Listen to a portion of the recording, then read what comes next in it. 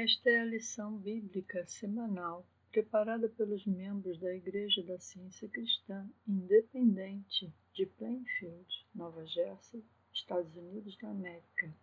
As citações são da Bíblia King James, edição americana, e do livro Ciência e Saúde com a Chave das Escrituras, edição de 1910, de Mary Bequeret. Esta lição é para domingo, dia 8 de fevereiro. Tema: Espírito. Versículo de ouro, Deuterônimo. Ele te fez ouvir a sua voz desde o céu, para que te ensinasse. Leitura responsiva, Colossenses. Damos graças a Deus, Pai de nosso Senhor Jesus Cristo, e oramos sempre por vocês. Por isso, também nós, desde o dia em que ouvimos isso, não cessamos de orar por vós e de pedir que sejais cheios de conhecimento da sua vontade, em toda a sabedoria e entendimento espiritual, para que vocês vivam de maneira digna do Senhor, agradando-lhe em tudo, frutificando em toda boa obra e crescendo no conhecimento de Deus, fortalecidos com todo o poder, segundo a sua gloriosa força, com alegria tenhais absoluta constância e firmeza de ânimo, dando graças ao Pai, que nos tornou aptos a participar da herança dos santos na luz, que nos libertou do poder das trevas e nos transportou para o reino do seu Filho amado. A Bíblia, Jó. Há um espírito no homem, e a inspiração do Todo-Poderoso lhes dá entendimento. Isaías. Desde o princípio do mundo, ninguém jamais ouviu, nem percebeu com os ouvidos, nem os olhos viram, ó Deus, além de ti, o que ele preparou para aqueles que o aguardam. Ezequiel. Assim diz o Senhor Deus: eu porei em vós um espírito novo, para que andem nos meus estatutos e guardem os meus juízos e os cumpram, e eles serão o meu povo, e eu serei o Deus dele. Mas, quando aqueles cujo coração segue o coração das suas coisas detestáveis e as suas abominações, eu farei cair sobre as suas próprias cabeças a sua própria conduta, diz o Senhor Deus. Primeiro livro de Samuel. O menino Samuel servia ao Senhor perante Eli, e a palavra do Senhor era preciosa naqueles dias. As visões haviam se escasseado muito. Naquele tempo, quando Eli estava deitado em seu lugar, seus olhos começaram a ficar turvos, de modo que ele não podia mais ver. E antes que se apagasse a lâmpada de Deus no templo do Senhor, onde estava a arca de Deus, Samuel estava deitado para dormir. Então o Senhor chamou Samuel, e ele respondeu: eis-me aqui. Então correu até Eli e disse: eis-me aqui, pois tu me chamaste. Ele respondeu: eu não chamei, torna a deitar-se. E ele foi, deitou-se. E o Senhor chamou Samuel mais uma vez, e Samuel levantou-se, foi até com Eli e disse: eis-me aqui, pois tu me chamastes. E ele respondeu: não te chamei, meu filho, volta a deitar-te. Ora, Samuel ainda não conhecia o Senhor, nem lhe havia sido revelada a palavra do Senhor. E o Senhor chamou Samuel novamente pela terceira vez. E ele se levantou, foi até Eli e disse: eis-me aqui, pois tu me chamastes. E ele percebeu que o Senhor havia chamado o menino. Então ele disse a Samuel: vai, deita-te. Se ele te chamar, dirás: fala, Senhor, porque o teu servo ouve. Então Samuel foi e deitou-se em seu lugar. Então veio o Senhor e ali se pôs e chamou, como das outras vezes: Samuel, Samuel. E Samuel respondeu: fala, porque teu servo ouve. Então o Senhor disse a Samuel: eis que farei uma coisa em Israel, que fará zumbir os ouvidos de todos os que a ouvirem. E Samuel crescia, e o Senhor estava com ele, e nenhuma de suas palavras caiu por terra. E todo Israel, desde Dan até Berseba, reconheceu que Samuel havia sido designado profeta do Senhor. Isaías: e os teus ouvidos ouviram uma palavra atrás de ti, dizendo: este é o caminho, andai por ele, quando vós deveis ir para a direita e quando vós deveis irdes para a esquerda. Primeira carta de Coríntios. Paulo, chamado para ser apóstolo de Jesus Cristo pela vontade de Deus. Irmãos, quando eu fui ter convosco, eu não o fiz com eloquência ou sabedoria humana, para vos anunciar o testemunho de Deus. Porque decidi nada saber entre vós, senão a Jesus Cristo a ser crucificado. Eu estive entre vós na fraqueza e no temor e em grande tremor.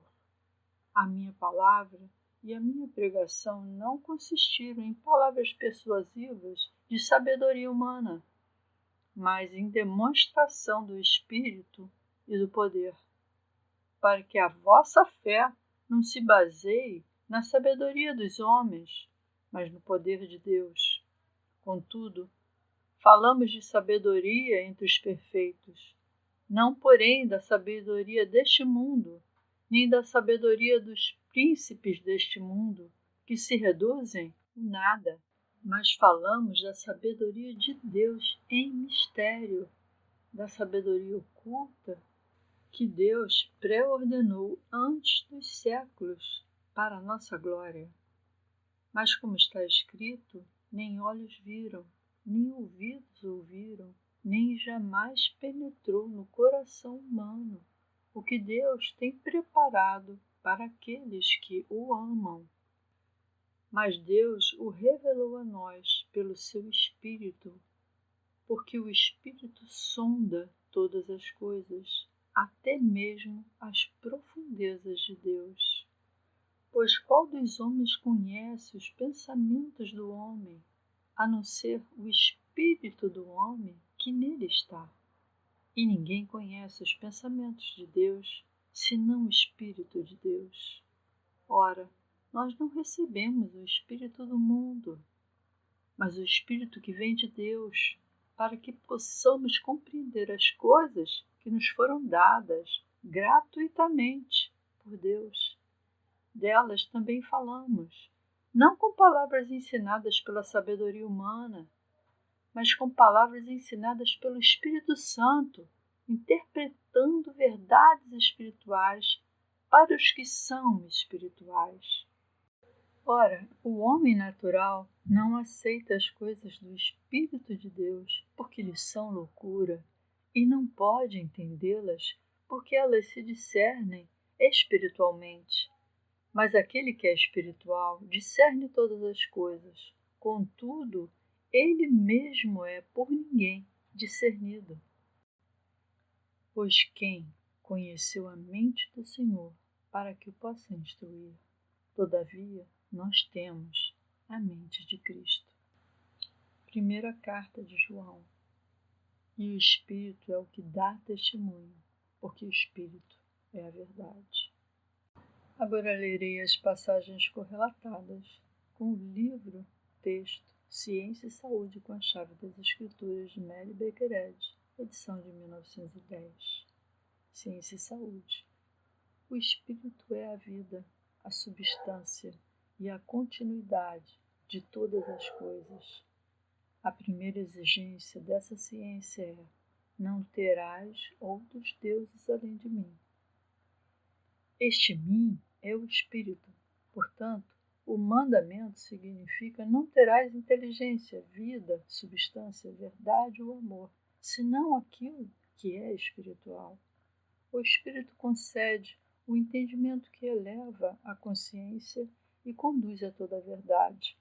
O salmista diz: o Senhor nas alturas é mais poderoso do que o ruído de muitas águas, sim, do que as poderosas ondas do mar. O sentido espiritual é o discernimento do bem espiritual. O entendimento é a linha divisória entre o que é real e o que é irreal. O entendimento espiritual desdobra a mente, vida, verdade e amor, e demonstra o senso divino, dando a prova espiritual do universo na ciência cristã.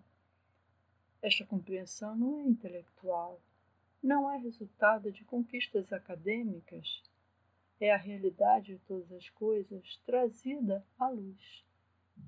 As ideias de Deus refletem o imortal, o infalível, o infinito. O mortal, o falível e o finito são crenças humanas que atribuem a si mesmo uma tarefa impossível para eles, que é a de distinguir entre o falso e o verdadeiro. O homem é a ideia do espírito, ele reflete a presença beatífica iluminando o universo com luz. O homem é imortal, espiritual. Ele está acima do pecado e da fragilidade. Ele não atravessa as barreiras do tempo com a vasta eternidade da vida, mas coexiste com Deus e o universo. Todo objeto no pensamento material será destruído, mas a ideia espiritual, cuja substância reside na mente, é eterna. Os filhos de Deus não se originam da matéria ou do pó efêmero. Eles são do Espírito, da mente divina, e assim continuam para sempre. A existência mortal é um enigma. Cada dia é um mistério. O testemunho dos sentidos corpóreos não pode nos informar o que é real e o que é ilusório. Mas as revelações da ciência cristã desvendam os tesouros da verdade. Tudo que é falso ou pecaminoso jamais poderá penetrar na atmosfera do espírito. Há apenas um espírito. O homem nunca é Deus, mas o homem espiritual, feito à imagem de Deus, reflete Deus. Nessa reflexão científica, o ego e o Pai são inseparáveis. Nada é real e eterno. Nada é espírito, exceto Deus e sua ideia. A identidade ou ideia de toda a realidade continua para sempre. O espírito ou o princípio divino de tudo não está nas formações do espírito. Alma é sinônimo de espírito. Deus, o princípio criador, governante e infinito, que transcende a forma finita da qual as formas apenas se refletem. Quando se fala do homem como feito à imagem de Deus, não se refere ao homem mortal, pecador e doente, mas ao homem ideal, que reflete a semelhança de Deus. O homem é mais do que uma forma material com uma mente interior que precisa escapar do seu ambiente para alcançar a imortalidade. O homem reflete o infinito, e esse reflexo é a verdadeira ideia de Deus. Através da percepção espiritual, você pode discernir a essência da divindade e assim começar a compreender na ciência o termo genérico homem. Ouvidos, não órgãos dos chamados sentidos corporais, mas sim da compreensão espiritual. Jesus disse, referindo-se à percepção espiritual: tendo ouvidos para ouvir, não ouvis? Marcos 8,18. O Espírito Deus é ouvido quando os sentidos estão em silêncio. Os patriarcas, inspirados pela alma, ouviram a voz da verdade e conversaram com Deus tão conscientemente quanto um homem conversa com o outro. Os antigos profetas obtinham sua capacidade de prever o futuro baseados numa perspectiva espiritual e incorpórea, não pressentindo o mal e confundindo fato com ficção, mas sim prevendo o futuro com base na corporalidade e na crença humana. Quando suficientemente avançados na ciência para estar em harmonia com a verdade do ser, os homens tornam-se videntes e profetas involuntariamente, controlados não por demônios, espíritos ou semideuses, mas pelo único Espírito. Tudo o que sabemos corretamente sobre o Espírito vem de Deus, o princípio divino, e é apreendido por meio de Cristo e da ciência cristã. Se esta ciência for completamente apreendida e devidamente assimilada, podemos conhecer a verdade com mais precisão do que o astrônomo consegue ler as estrelas ou calcular um eclipse. Essa leitura da mente é o oposto da clarividência. É a iluminação do entendimento espiritual que demonstra a capacidade da alma, não dos sentidos materiais. Esta percepção da alma chega à mente humana quando ela se rende à mente divina.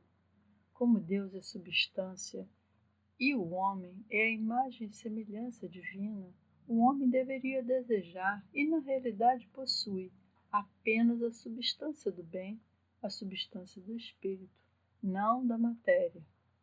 A crença de que o homem possui qualquer outra substância ou mente que não é espiritual transgride o primeiro mandamento.